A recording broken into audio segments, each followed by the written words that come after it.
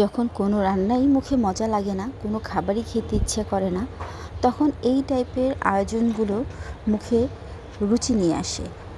আসসালামু আলাইকুম, Zakia from জেডএসকে tasty kitchen. আজকে আমি কিছু রান্নার রেসিপি নিয়ে আসছি। দেখেন, আমি চিংড়ি মাছের মধ্যে হলুদ, মরিচ, ধনে সব কিছু দিয়ে মিলিয়ে একটু সরিষার তেল দিয়ে এবং একটু বোম্বাই মরিচ কুচি কুচি করে কেটে দিয়ে আমি পাতার মধ্যে পুর ভরে একটা চিংড়ি মাছের পাতুরি রান্না করছি। আসলে চিংড়ি মাছের এই পাতুরিটা যারাই রান্না করেন অনেকে শুটকি দিয়ে করেন, যেহেতু আমি শুটকি খাই না এই জন্য আমি চিংড়ি মাছ দিয়ে এটা আমি করে তেলে ভেজে নিচ্ছি।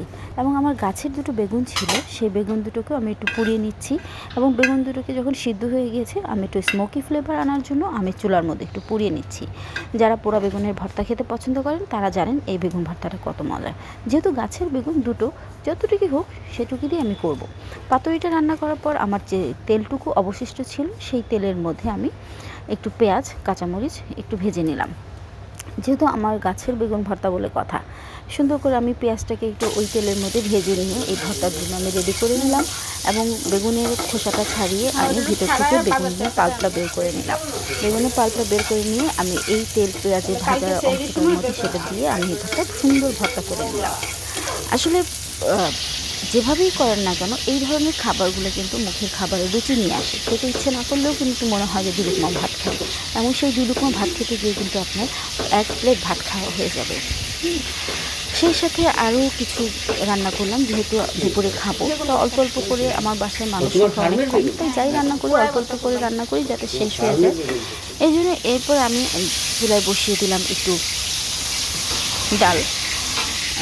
যেহেতু আমার একটু পাতলা ডাল লাগবে, আমার ঘরে সবসময় ডাল চলে, এই জন্য আমি একটু ডাল ধুয়ে নিলাম এবং বেগুন ভর্তাটা আমি একটা বাটিতে উঠিয়ে নিয়ে আমি একটা হাঁড়িতে ডাল বসিয়ে দিলাম। এই ফাঁকে আমি একটা মাছও ভেজে নিয়েছি। আর চুলার মধ্যে আমি এবার একটু সিম ভাজি বসিয়ে দিলাম। সিম ভাজিটা হয়ে আমি আমার ডাল ধোয়া ছিল, সেই ডালের মধ্যে আমি সব মশলা দিয়ে চুলায় বসিয়ে দিয়েছি। এদিকে একটু কাঁচা টমেটো ছিল গাছে, সেই 2-3টা কাঁচা টমেটো আমি একটু ভাজি করে নিলাম। আমার কাছে কিন্তু কাঁচা টমেটোটা খুবই মজা লাগে, অসম্ভব মজা লাগে। আপনারা যারা কাঁচা টমেটো ভাজি খাননি এখনও তারা একটু খেয়ে দেখবেন যে কাঁচা টমেটো ভাজিটা অনেক মজা, কারণ সারা বছর তো কাঁচা টমেটোটা পাওয়া যায় সিজন ছাড়া। এদিকে আমার দেখেন, আমার পাতুরিটা হয়ে গিয়েছে, ডালও হয়ে গিয়েছে, এই যে বেগুন ভর্তাটা হয়ে গিয়েছে, একটা ভাজি করেছি টমেটো, আর পাশাপাশি একটা মাছ ভাজা করে নিয়েছিলাম। এই ছিল আজকে আমার দুপুরের খাবার আয়োজন, এবং আশা করি এই খাবারটা দিয়ে আমি অনেক ভাত খেতে পারবো ইনশাআল্লাহ। আর আপনারাও এটা করে দেখবেন যে এই ধরনের খাবার দিয়ে কিন্তু মাছ মাংসের চেয়ে পরিমাণে বেশি ভাত খাওয়া যায়।